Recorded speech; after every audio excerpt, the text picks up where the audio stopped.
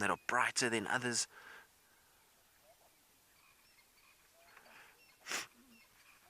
So, Michael, you're wondering when the wild dogs are denning, how far they're going to travel from the den in a day. Well, wild dogs are going to be starting to den shortly. For those of you who don't know, the wild dogs will den normally around May, June.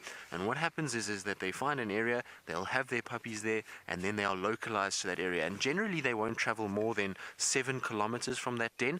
And every morning, they'll go in a different direction. And they end up making this kind of like star shape as they go away. And the reason why they do that is so that every time they go out, their success of hunting is probably better. If they kept going on the same route, you'll find animals are going to get very wary of these wild dogs every day and are not going to come into that area. So if they go every day in a different way, it means that they are, 1, going to be able to find the food, and 2, they're going to be able to stop things like hyenas and lions picking up that they're going to the same place every time and following them and then endangering their puppies. So that's why they tend to do that. But probably about 7 kilometers is the average, and that's from what I've picked up from a guy that I know very well, a friend of mine that studies the wild dogs in the Kruger. He says generally when they're denning, they don't move sort of more than 7 kilometers from the radius of that den.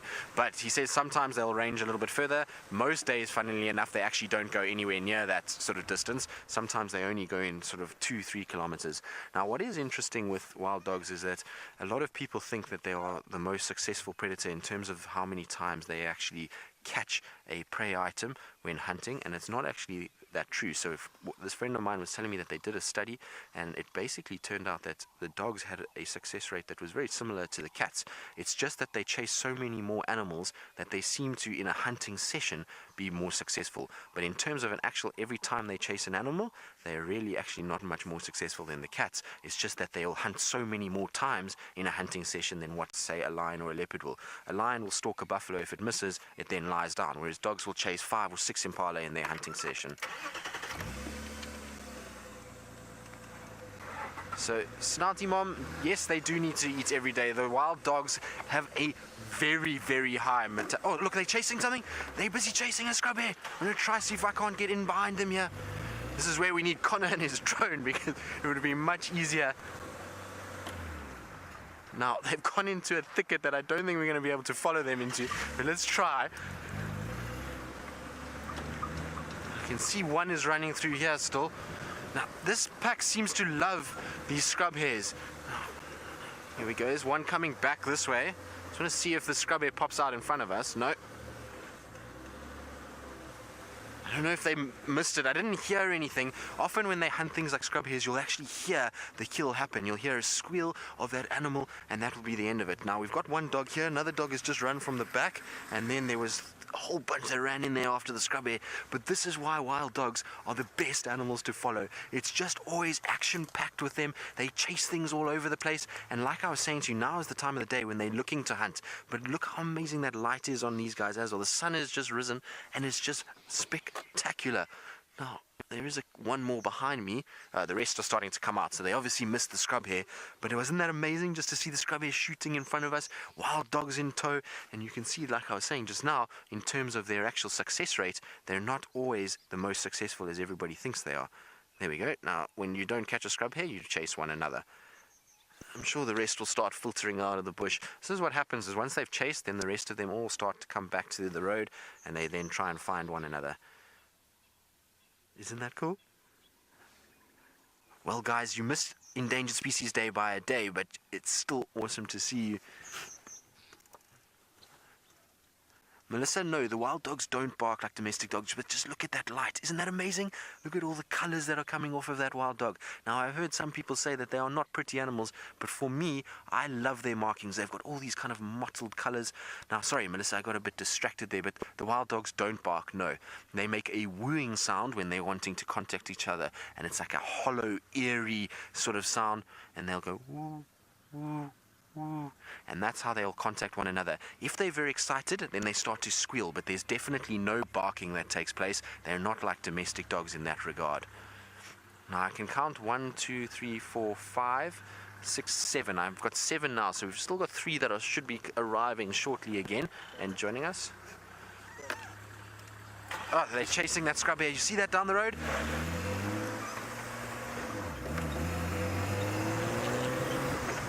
Now you've got to be watching when you chase after wild dogs, because they often just come out of the bush in front of you, but they were chasing a scrub hare down the road, so let's just try to see if we can't catch up with them.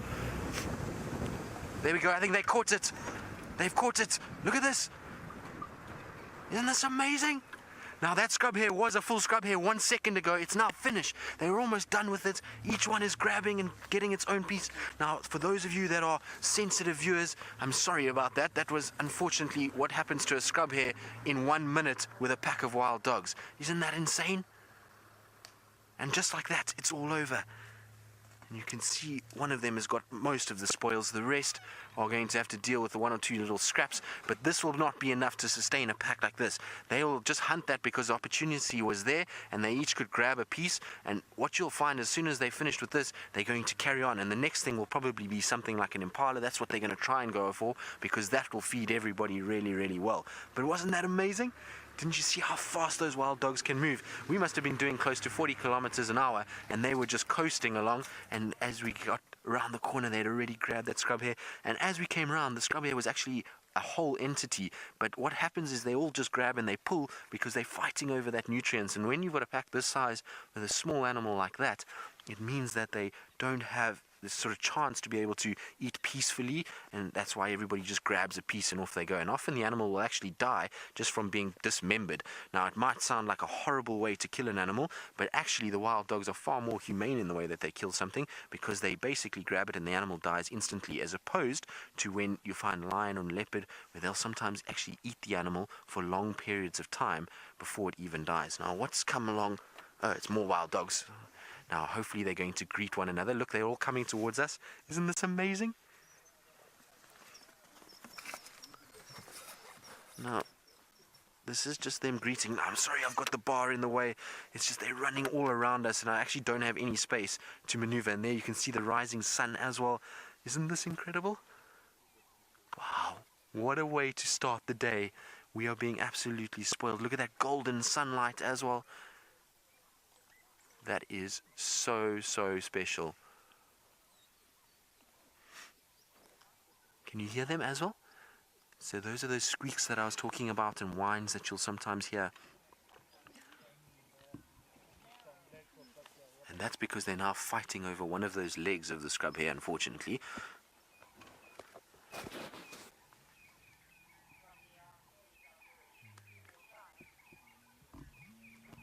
So, John, you're wondering about the social hierarchy and how kind of dogs work and what the sort of pack logistics are. Well, basically we have an alpha male and female, and then there'll be a secondary ranking female underneath that. That's the beta female, and then the rest of the pack files in. They're not necessarily related to one another. What you will find is that there is often quite a big distribution between wild dogs, and you'll find young males, young females will often leave packs and join other packs or start their own packs, and so it's not always a family of individuals that are all related. Sometimes you will have other bloodlines within the pack itself, but there is an alpha male and an alpha female, and they will dictate what goes on. And funny enough, they're the only two that will breed.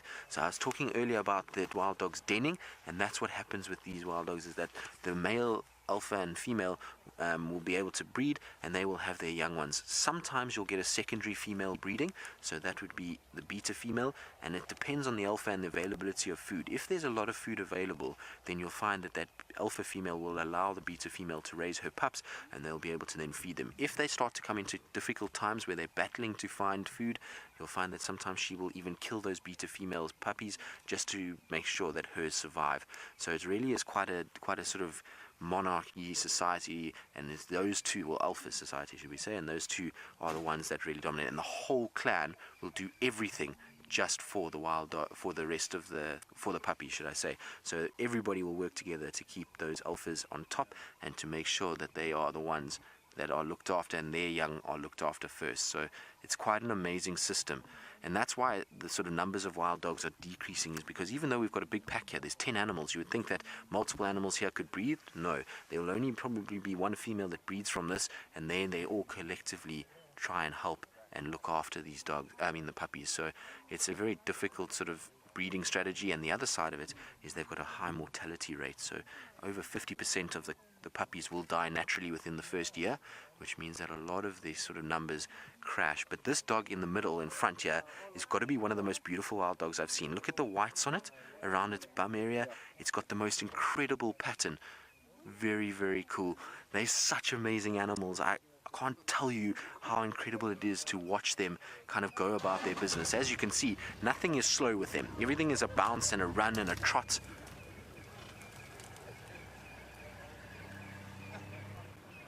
ZDZ, you're wondering why wild dogs are endangered. Well, it's because the wild dogs, unfortunately, have a very slow breeding pattern, and so at the end of the day, they only the alpha male and female are breeding, combined with the fact that they have a high mortality rate. Over 50% of the dogs do die, and then you'll find also that they've lost a lot of habitat.